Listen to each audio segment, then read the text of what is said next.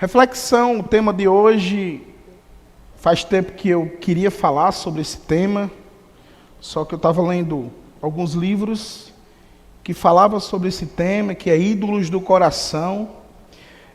A base dessa reflexão, ela tem como esse livro aqui, Deuses Falsos, de Tim Keller. Eu consegui achar essa pérola aqui na livraria da igreja, então muito bom ter achado esse livro, eu gosto desse autor. E ele aborda exatamente sobre esse tema, que seriam deuses falsos, que seria idolatria. Quando você ouve a palavra ídolo, o que vem à sua mente? Uma estátua, uma imagem, algo físico. Mas será que idolatria está apenas fora de nós ou começa dentro de nós? O que vem à sua mente quando você ouve sobre idolatria? De onde nasce um ídolo? O ídolo nasce do coração do homem. Calvino, em uma das suas frases, bem replicada em vários livros, ele diz o seguinte: o coração do homem é uma fábrica de ídolos. O apóstolo Paulo também fala em 1 Coríntios capítulo 8, versículo 4, quando ele está respondendo a carta à igreja de Coríntios, quando os irmãos perguntaram sobre se deveria ou não deveria comer da comida que vendia no mercado, uma vez que essa era sacrificado a ídolo. E aí Paulo fala que sabemos que o ídolo em si, por si mesmo, nada é no mundo e que não há senão um só Deus. Então o ídolo em si ele não existe, mas ele é criado dentro do coração do homem. Então neste domingo nós iremos falar sobre os ídolos que disputam o coração do ser humano. O conceito de ídolo e de idolatria, para nós começarmos a pensar sobre isso, o que é um ídolo? Pensa comigo. Pode ser uma pessoa, uma imagem, um animal, o sol, a lua, qualquer coisa que desenvolva um sentimento religioso, que ocupe o centro da vida de uma pessoa. Mas o que é que a Bíblia diz sobre ídolo?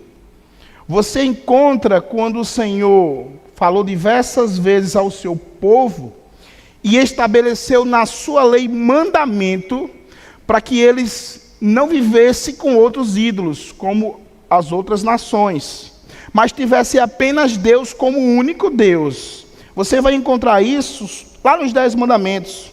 O primeiro e o segundo mandamento, ele vai falar justamente sobre isso. Êxodo capítulo 20, do 1 ao 5, que vai dizer o seguinte: então Deus falou todas estas palavras: eu sou o Senhor, o seu Deus, que te tirei da terra do Egito, da casa de servidão. Não tenham outros deuses diante de mim. Não façam para vocês imagem de escultura, nem semelhança alguma do que há em cima no céu, embaixo na terra, nem nas águas debaixo da terra. Não adore estas coisas, nem preste culto a elas, porque eu, o Senhor seu Deus, sou Deus zeloso, que visito a iniquidade dos pais nos filhos até a 3ª e 4ª geração daqueles que me odeiam, mas faço misericórdia até 1000 gerações daqueles que me amam e guardam os meus mandamentos. Em Êxodo, Deus está falando exatamente sobre a sua presença libertador, onde ele traz a libertação do povo. Lembrando de quem o tirou do Egito, da escravidão, mostrando que só Deus é protetor. Ele estabelece a proibição de adorar outros deuses ou criar imagem de esculturas, enfatizando que a adoração deve ser dirigida somente a Deus, e não a símbolos, nem representação do céu, nem debaixo do céu, qualquer algo semelhante a Deus não se fazia nenhum símbolo, diferente das outras nações. Então Israel era uma das únicas nações que não se tinha uma representação física do Deus Jeová.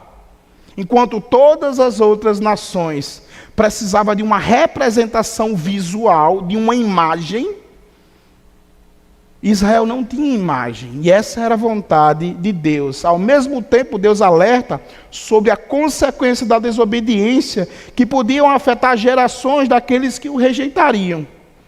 Mas também promete estabelecer misericórdia àqueles que o amam e guardam. Quando nós começamos a pensar sobre idolatria, qual é de fato a origem dessa palavra? É uma mistura de ídolo e latreu. É uma mistura de uma palavra grega que vem justamente de ídolo, que é imagem, ou que é dado como se fosse uma combinação do significado de adoração. Ao mesmo tempo que significa essa imagem, ídolo, e também latreu, que significa adoração. Então, juntando essas duas palavras, como se dá justamente ídolo, latreu, imagens e adoração. Idolatria é como se você realmente estivesse adorando uma imagem. Caracterização da idolatria, como ela que se dá no nosso coração? Quando você dirige os seus pensamentos, devoção, quando você pede, quando você confia, quando você depende ou dá um lugar de destaque, isso caracteriza idolatria. Você está prestando um culto pessoal, algo que foi direcionado, destinado somente para Deus. Mas a idolatria, se você pegar em todo o percurso da história do homem, do ser humano, o ser humano sempre viveu essa idolatria. E você começa a chegar a essas conclusões quando você vê as principais cidades e culturas da história. Você tem a Mesopotâmia, você tem Canaã, você tem o Egito, você tem a Fenícia, você tem os gregos, você tem Roma. Como, por exemplo, na Mesopotâmia você tinha um deus Assur, que é o deus nacional da Assíria, deuses domésticos, que eram os terafins, que é o mesmo Deus que Raquel roubou do seu pai Labão, lá em Gênesis 31. Era como se fosse um pequeno ídolo familiar que eles usavam como proteção e herança. Então, mesmo eles crendo no Deus Javé, muitos deles acreditavam em Deus e outros deuses. Aquilo que o Senhor mais falou no Egito, para eles não se contaminar com as outras culturas. Aquilo que Ele mais falou para que eles não absorvessem, não casassem com outros povos, justamente para não absorver os seus deuses. Então, o que aconteceu? Eles casaram com outras pessoas que não criam no Deus de Javé, e eles começaram a se inflamar e começaram a absorver essa cultura justamente desses deuses. Quando Canaã entra, quando Israel entra na terra prometida, Canaã, ele tem que enfrentar muitos ídolos dos cananeus. Tinha o deus Baal, que era da fertilidade, da chuva, da colheita. Tinha Moloque. Você tinha no Egito Ra, que era o deus do sol, Osíris, Ísis, Horus. Na Grécia Antiga, você tem Zeus, Atenas, Afrodite, que é a deusa do amor. Você vai ver isso nas cartas de Paulo, principalmente em Coríntios, Filipenses, onde os irmãos criam nesses deuses, depois eles se converteram, e agora o confronto era eles deixarem as práticas que estavam atreladas à sua cultura, e agora começar a viver a vida cristã. E você tem Roma antiga também, Júpiter, Vênus, Marte, Apolo. O próprio Paulo também, Pedro, foi como se fosse caracterizado por algumas pessoas quando esses fizeram milagres. Esses são os deuses que baixaram aqui na terra. E Paulo, tanto Paulo como Pedro, eles rejeitaram essa ideia. Claro que em histórias diferentes. Então a idolatria, ela sempre fez parte da cultura do homem. Deus proibiu a adoração de qualquer ídolo ou qualquer imagem. Quando nós estudamos a escola dominical, nós estamos encerrando esse período da monarquia dos reis de Israel, Reino Sul e Reino Norte. Nós conseguimos perceber que a idolatria sempre esteve no meio do povo de Deus. Você vê o bezerro de ouro lá em Êxodo capítulo 32. Você vê a serpente de bronze que o Senhor trouxe para a salvação. Todos aqueles que olhassem para essa serpente, eles não morreriam, eles estavam morrendo. Lá na frente é uma representação do que o Cristo ia padecer na cruz. Todos aqueles que olhassem para o Cristo, ele fala isso para Nicodemos. Quando nós vemos lá em 2 Reis, capítulo 18, nós vemos Ezequias. Ezequias removeu do lugar dos altos, quebrou as colunas e derrubou os postes da deusa Aserá. Também fez em pedaço a serpente de bronze que Moisés havia feito. Os filhos de Israel chamavam essa serpente de Neustã, e até aquele dia lhe queimava incenso. Até aquilo que não foi feito para ídolo, as pessoas colocaram para ídolo. O Senhor trouxe o benefício da serpente como símbolo de salvação. As pessoas pegaram essa serpente e começaram a queimar incenso, chamando ela de um deus. E aí, uma das primeiras coisas que Ezequias fez foi remover os lugares altos, que eram os altares que vinham das outras nações. E aí ele manda estraçalhar essa serpente que os judeus estavam queimando incenso. Na monarquia, a gente vê muito isso. Jeroboão faz 2 bezerros de ouro, chama pessoas que não vêm da tribo dos levitas para cultuar a Deus. Salomão, no fim da sua vida, levantou altares a deuses estrangeiros, está lá em 1 Reis 11. Em quase todos os reis aparece a frase, porém os altos não foram retirados. Inclusive, essa deusa Aserá, ou Acera, dependendo da tradução, ela era cultuada junto com o Deus Yahvé no templo de Jerusalém. E sendo ele a deusa da fertilidade, eles tinham relações sexuais no templo para que eles tivessem uma boa colheita. Deus é da fertilidade e Deus é também da colheita. E você fica imaginando isso lá no templo de Jerusalém. Aquele templo que Davi sonhou construir, mas que quem construiu foi Salomão. Lá na frente, esse mesmo templo serviu para os ídolos. Em quase todos os reinos a gente vê, porém os altos não foram retirados.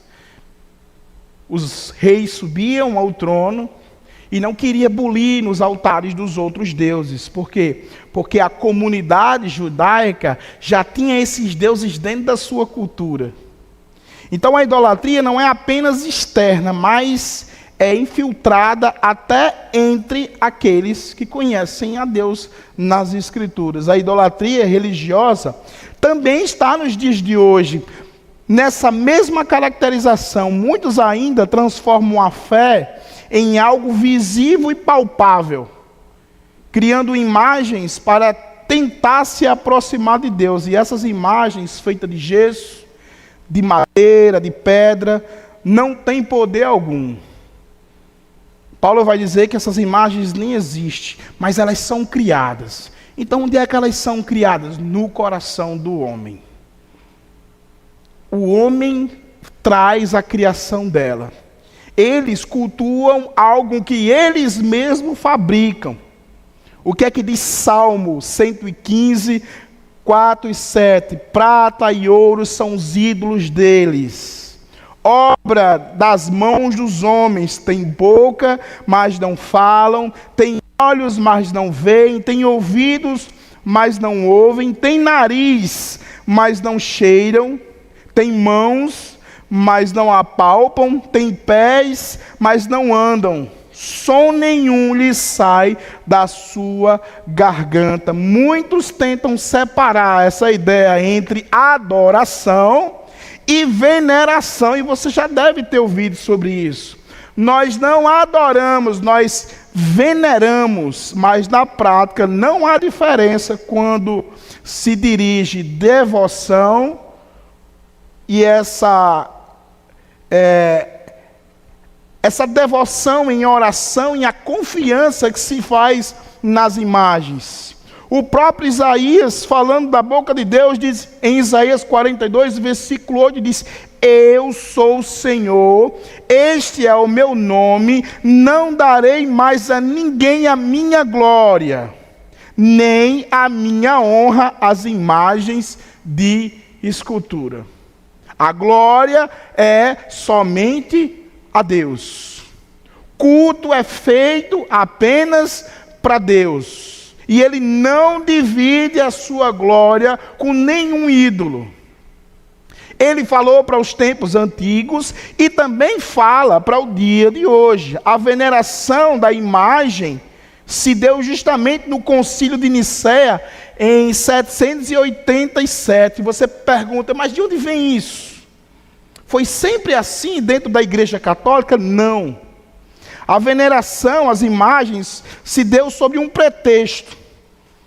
Consistia em uma resistência ao iconoclasmo, que é a defesa da encarnação de Cristo, da tradição e da igreja na prática devocionais. Eles entendiam que eles poderiam, assim como Cristo se encarnou da imagem de Deus que não se fazia, e Cristo é a imagem de Deus, então eles fazendo pequenas imagens daquilo que estava no céu, eles iam ajudar o povo local. Houve um conflito nessa reunião, no Concílio de Nicéia, entre os iconoclastas e os iconódulos, que eram os defensores das imagens. Então, eram esses dois formas de raciocínios, a iconoclastia, que era a adoração da imagem, se deviam adorar ou não, se eles deviam cultuar ou não. Então, foi decidido naquela época que eles poderiam adorar tranquilamente, que eles poderiam venerar tranquilamente, que isso não seria adoração. Mas quando você vê na prática, a adoração em si, é tudo aquilo que você presta culto.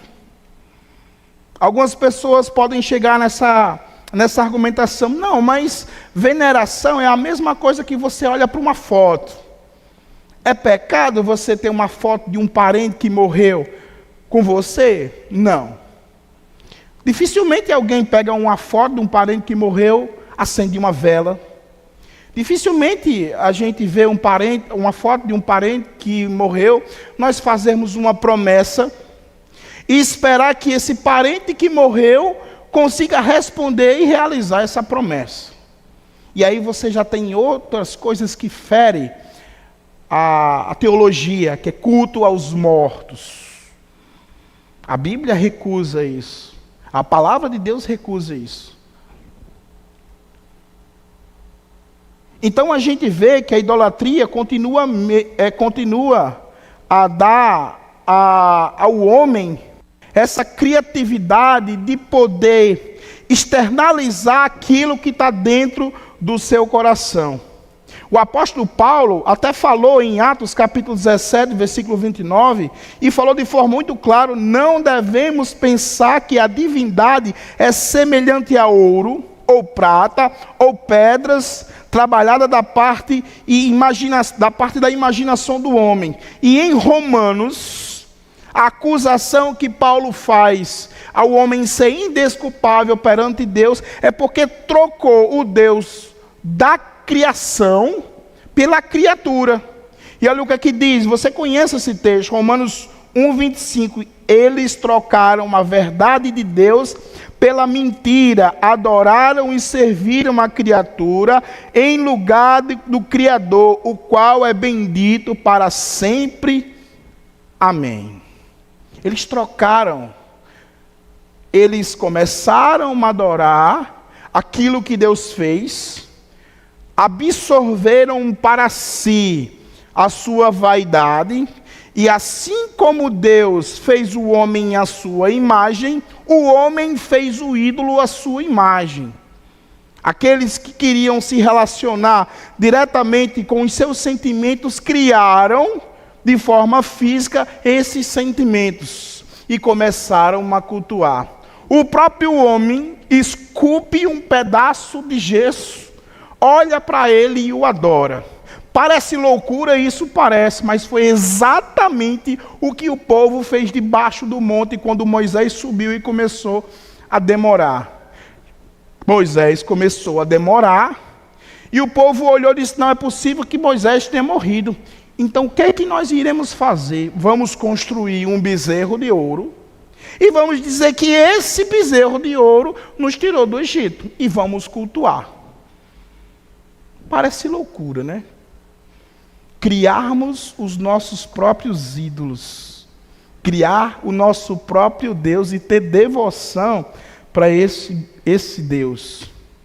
Um Deus que tem olhos, mas não consegue enxergar, tem boca, mas não lhe responde, tem pés, mas não conseguem andar, mãos que não apalpam, mas o coração do homem inclina para o ídolo e adora o ídolo. Nesse livro de Tim Keller, ele vai falar justamente de onde é que nasce esse ídolo, como é que ele se desenvolve no coração do homem. Será que o ídolo é somente aquela parte física? Será que a idolatria que o homem constrói no seu coração, ela é somente visível? Ela muitas vezes não está invisível dentro do coração das pessoas. Há umas definições que Tim Keller fala no seu livro, que ele diz o seguinte: qualquer coisa mais importante que Deus para você, que domine o seu coração e a sua imaginação mais do que Deus, qualquer coisa que você busque a fim de receber o que só Deus pode dar, é idolatria. Qualquer coisa que seja tão central e essencial para a sua vida, é um Deus falso. E caso você perca, sua vida dificilmente parecerá digna de ser vivida. O ídolo tem uma posição de controle do seu coração, a ponto de você ser capaz de investir nele a maior parte da sua paixão e energia, de seus recursos emocionais e financeiros, sem pensar duas vezes. Poder, família, filhos, carreiras profissionais, enriquecimentos, conquistas e aplausos, posições sociais, àqueles que faz da sua imagem o seu próprio ídolo. Ídolo é qualquer coisa que você observe e diga, no fundo lá do seu coração: se tivesse isso, então sentiria que minha vida faz sentido. Se eu tivesse isso, eu saberia que tenho valor. Então me sentiria importante e seguro.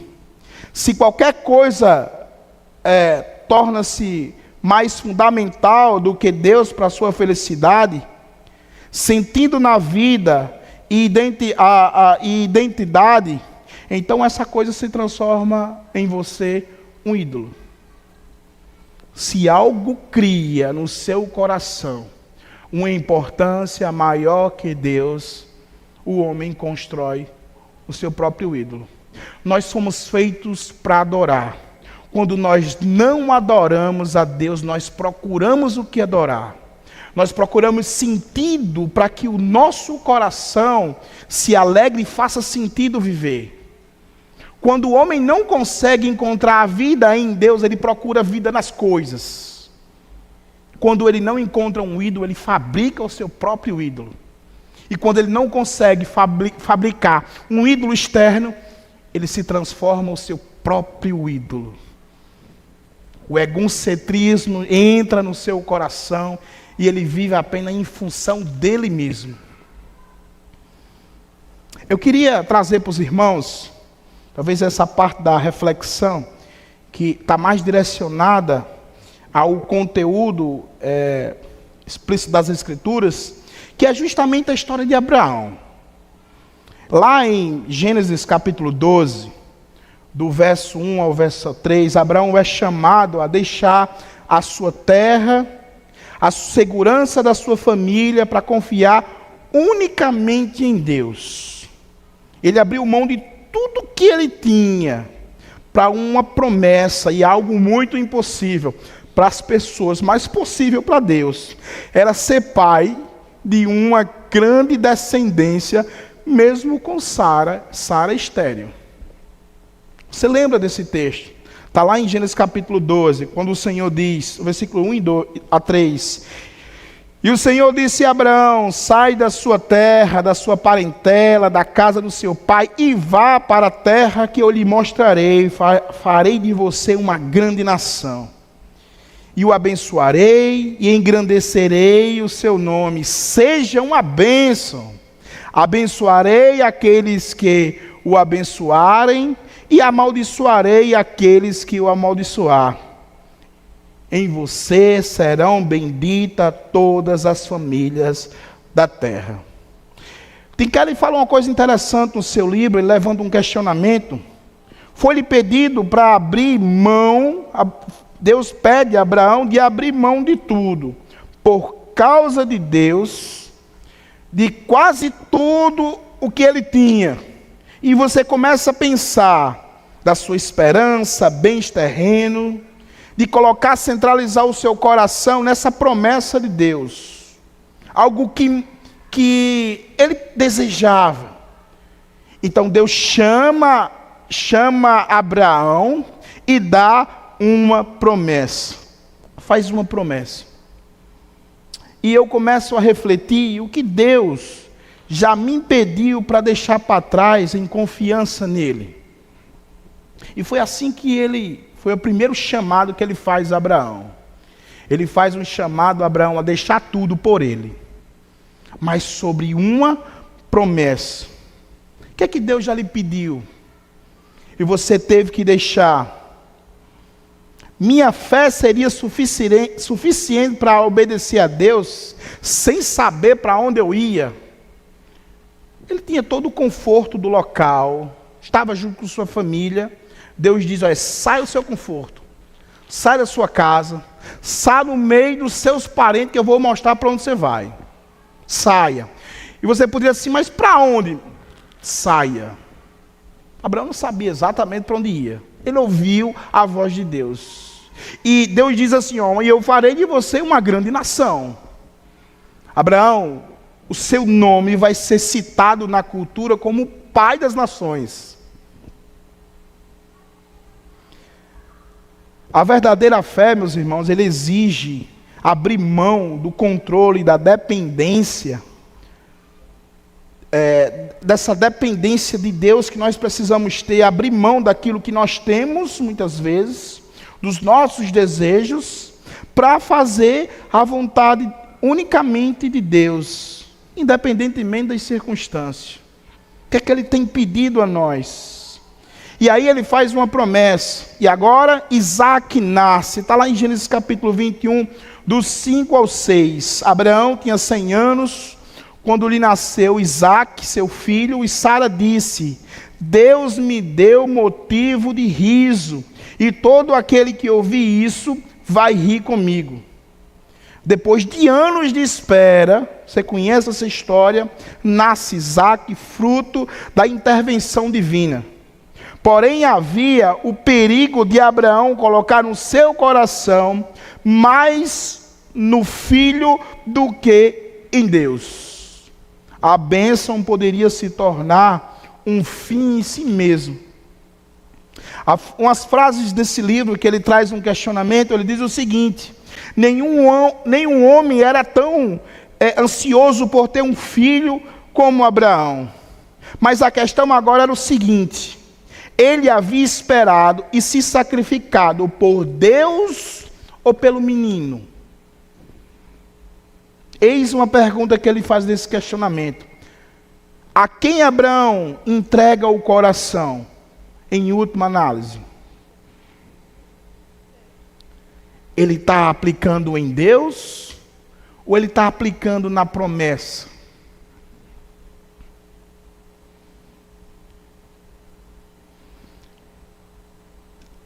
É interessante pensarmos sobre isso porque nós podemos fazer das bênçãos de Deus algo que seja o nosso próprio ídolo.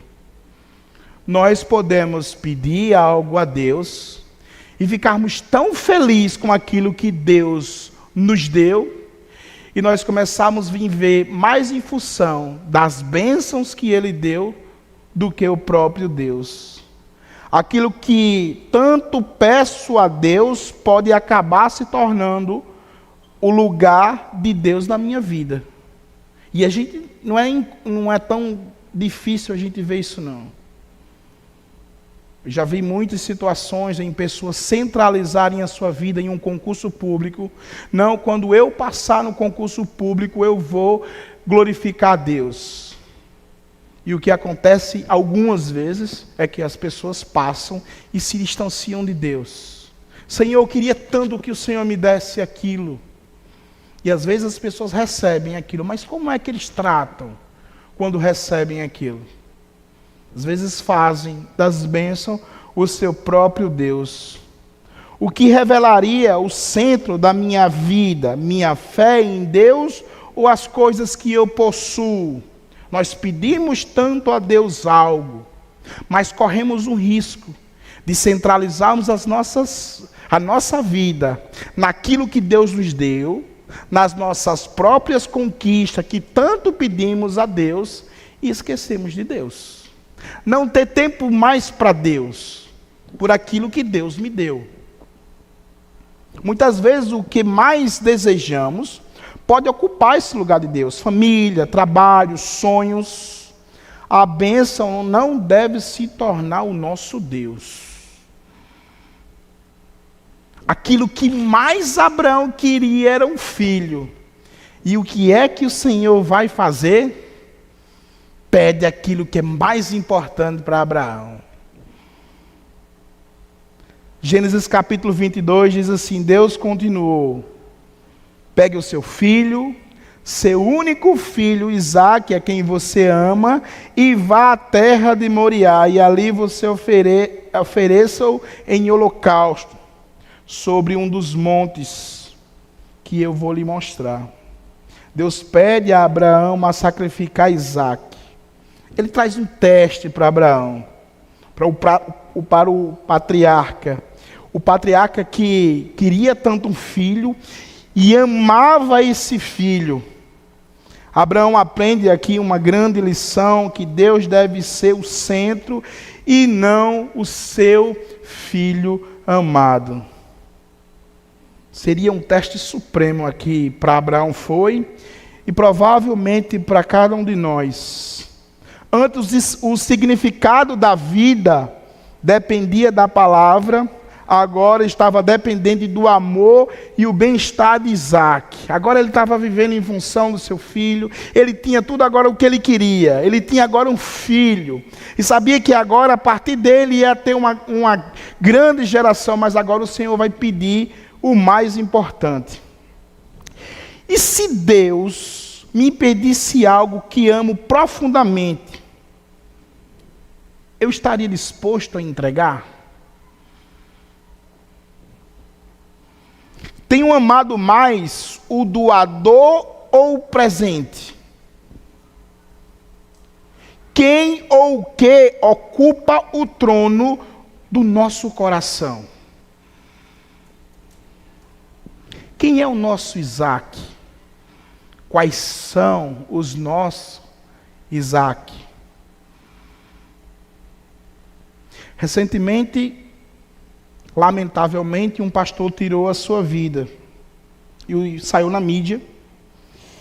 E algumas pessoas levantaram essa hipótese que ele tirou a sua própria vida porque não aguentou a morte do seu filho. Quem é o nosso Isaque? Aonde está a fonte da nossa vida, do nosso prazer? E se Deus pedisse o mais importante da nossa vida, continuaria servindo a Deus? Quem é o nosso Isaac? Isso revela muitas vezes o nosso ídolo. E são palavras duras que o próprio Jesus disse: olha, ninguém que ama pai e filho, esposa e esposo, mais do que a mim é digno de mim. Porque Cristo é o centro. Deus deve ser o centro da nossa vida. Mas quando nós colocamos o centro da nossa vida nas coisas terrenas, quando nós nos apegamos ao amor desse mundo, fica muito difícil na nossa cabeça separarmos essas perdas. Quando na verdade o nosso coração deve ser inclinado completamente para Deus. Eu fico imaginando a vida de Jó. Perdeu tudo, mas não perdeu o principal, a sua fé em Deus. Perdeu filhos, riqueza, status, mas ainda assim tinha tudo, porque tinha Deus ao seu lado. E esse ele não perdeu. E isso muitas vezes é o que acontece com a nossa vida quando nós perdemos algo tão central na nossa vida. Eu sei que o luto, eu sei que a perca é natural do sofrimento do ser humano. Mas à medida que esse sofrimento continua, e ele não consegue enxergar a vida, não consegue enxergar alento, não consegue enxergar essa leveza de coração que o Senhor vai dando, é porque muitas vezes nós fabricamos os nossos ídolos em cima do nosso trabalho, em cima do dinheiro, e inclusive Jesus ele não chama César de Senhor, mas chamou o dinheiro. Por quê? Porque às vezes o dinheiro se transforma em um Deus na nossa vida. É por isso que Jesus fala que é muito difícil um rico entrar no reino do céu. Jesus não está falando sobre uma impossibilidade. Ele está falando sobre uma grande dificuldade. Por quê? Porque muitas pessoas fazem do seu dinheiro o seu próprio ídolo. E uma vez que eles queiram entrar no reino, eles têm que destruir o seu ídolo. E Jesus fala sobre isso. Quando Jesus destrói o ídolo do jovem rico. Deixa tudo. Você venda tudo. Doe os pobres. Você vai doar aos pobres. E você vai encontrar um tesouro no céu. Jesus ali estava dando a oportunidade para aquele jovem tirar o que era mais importante, o seu ídolo, e colocar Jesus no centro, onde ele vem se ajoelha no Senhor, sem bom mestre. Querendo colocar Jesus no centro, mas o seu coração ainda, Jesus não era o centro. Jesus, eu quero ser o centro do seu coração. Às vezes nós colocamos no filho, nos filhos, na família. Nós colocamos os ídolos nos nossos sonhos.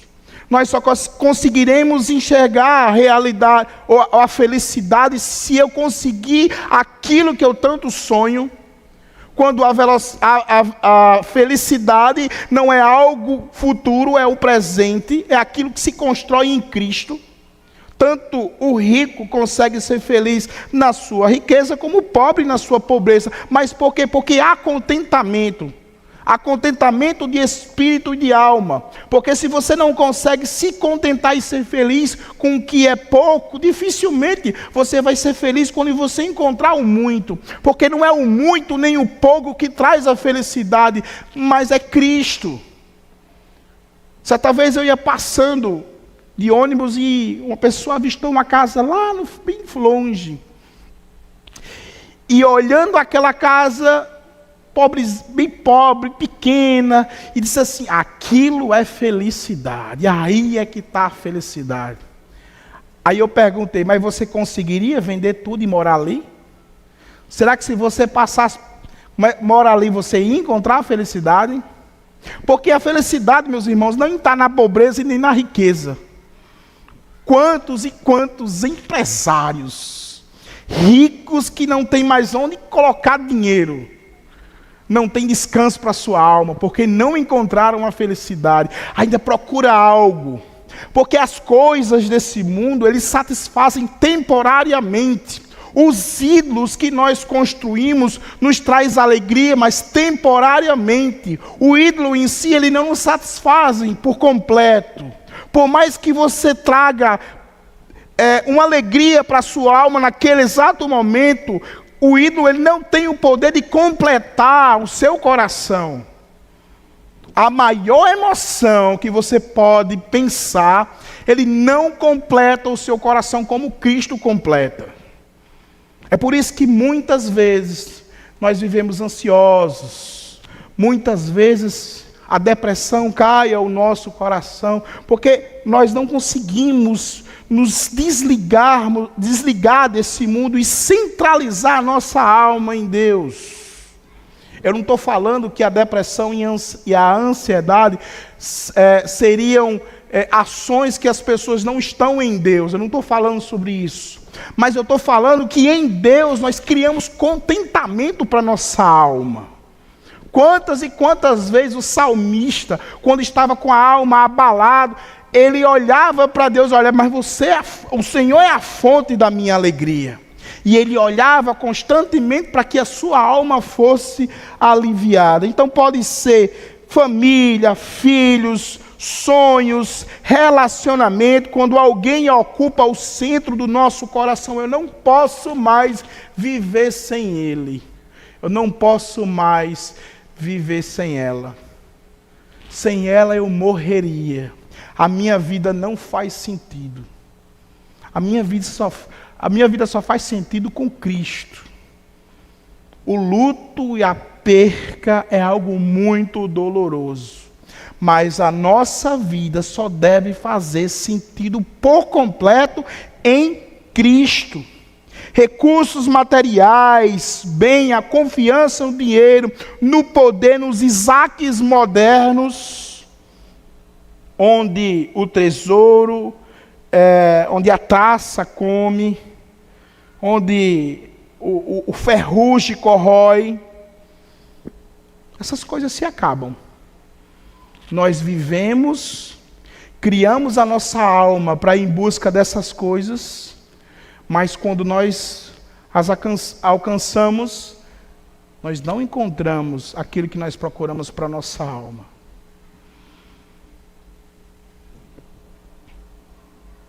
Quando não, meus irmãos, o alto ego, a idolatria de si mesmo, quando a própria imagem, o orgulho, o reconhecimento, o autorreconhecimento, a vaidade são colocados no nosso trono. Nós invejamos, nós queremos ser aplaudidos, nós queremos ter lugar de destaque, porque muitas vezes nós construímos a nossa imagem a esse ídolo. O coração idólatra ele não precisa de uma estátua de ouro. Basta apenas um espelho. Você não precisa figurar essa imagem ou trazer essa imagem à vida. Porque a verdadeira idolatria muitas vezes está escondida lá no coração do homem. O ídolo em si ele não existe, mas nós criamos os nossos ídolos. Desde a Mesopotâmia até os dias atuais, os ídolos sempre acompanharam a humanidade. Eles mudaram a forma, os nomes, o material. A raiz é a mesma coisa, o coração do homem que insiste em colocar outras coisas no lugar de Deus. E eu quero, já encerrando, pensar com os irmãos, o que é que nós colocamos no lugar de Deus? O que ocupa destaque? Que se você perdesse, você não viveria. Aonde estão os nossos ídolos? Quem são ou o que é aquilo que colocamos em primeiro lugar? Onde Jesus disse aí, onde tiver o teu tesouro, estará também o vosso coração. Quem é que traz destaque? Ou o que é que traz destaque ao nosso coração?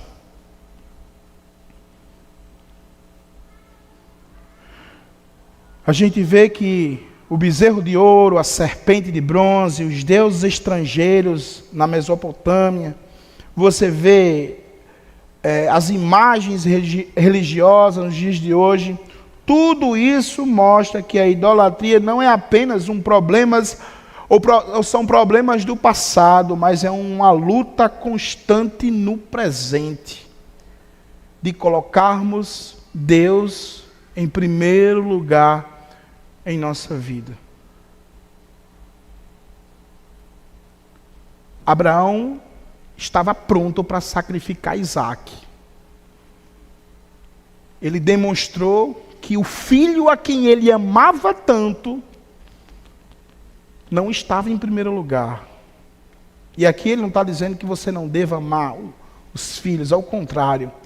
Deus faz questão de dizer, o seu filho a quem você ama tanto, o seu único filho. Mas ele colocou aquilo que era mais importante diante do altar de Deus. E ele disse, o Senhor disse, não faça mal a esse menino. E ele traz um substituto, um sacrifício. E assim o nosso sacrifício é Jesus Cristo. Ele é o sacrifício substituto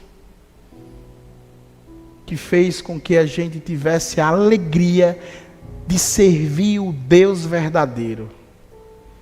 Você pode servir qualquer Deus. Você pode se alegrar em alguns momentos com Ele, mas nada e nem ninguém vai trazer satisfação completa ao coração do homem como Deus. Porque esses outros deuses são criados na nossa própria mente. Mas nós cremos em um Deus verdadeiro.